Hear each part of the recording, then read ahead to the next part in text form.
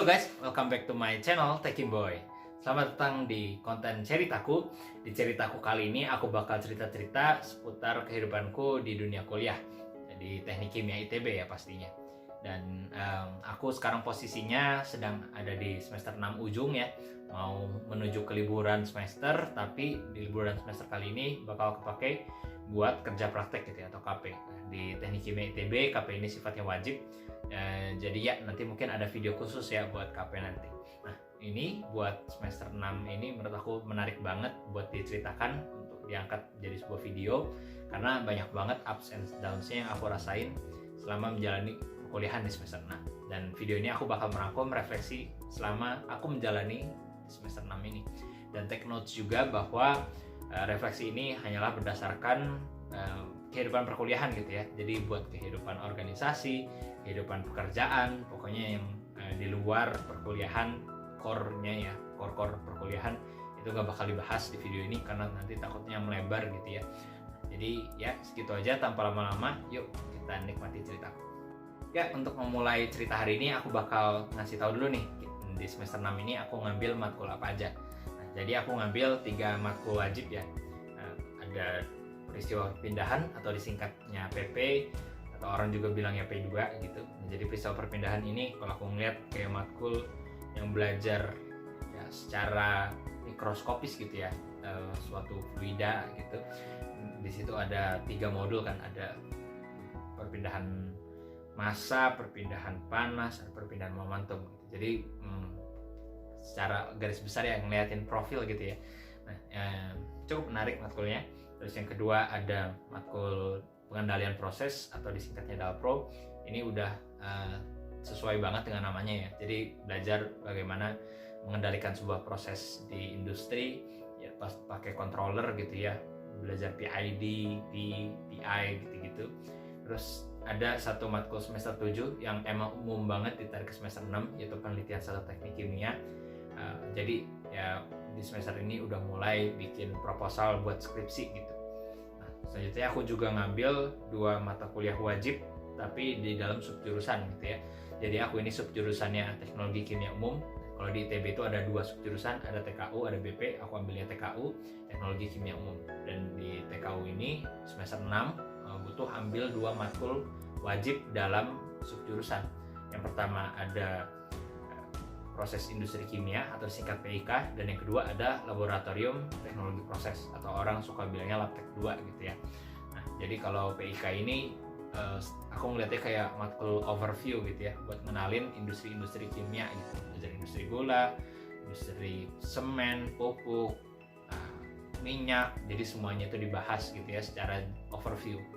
Nah, kalau labtek 2 ya kayak labtek 1 mirip-mirip gitu ya. Jadi ya kita nge-lab dengan modul-modul yang berkaitan dengan teknik kimia. Nah, terus aku juga ambil 2 mata kuliah pilihan dalam prodi.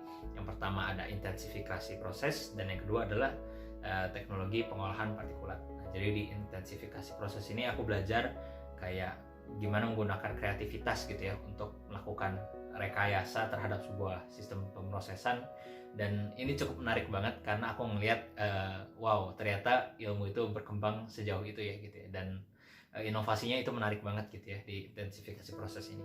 Kalau di partikulat dari namanya juga bisa kelihatan ya, intinya belajar bagaimana mengolah padatan gitu ya, partikel-partikel. Nah, itu banyak banget industri solid yang pakai ilmu ini.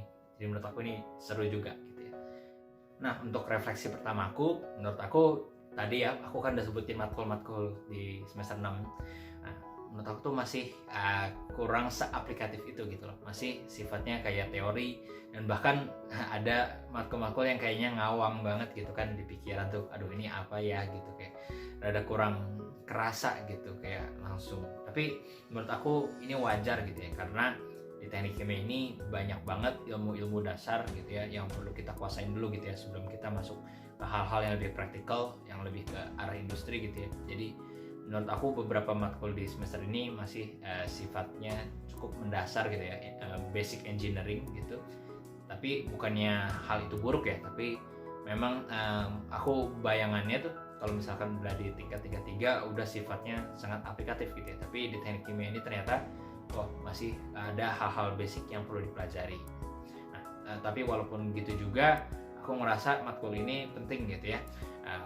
Terutama aku ngerasa banget Dalpro ini sangat penting dari pengendalian proses, karena ya dia seperti dasar ya untuk nimbulin sense dan awareness gitu terhadap pengendalian tentang controller gitu. Jadi menurut aku dasar-dasar ini penting.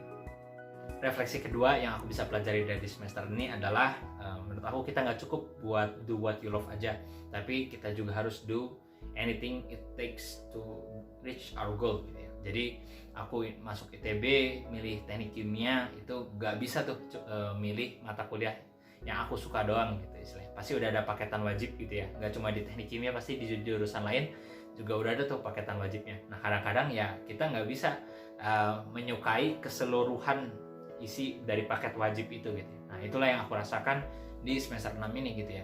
Dibandingkan dengan semester-semester sebelumnya, aku ngerasa ini yang paling sedikit aku sukai gitu ya.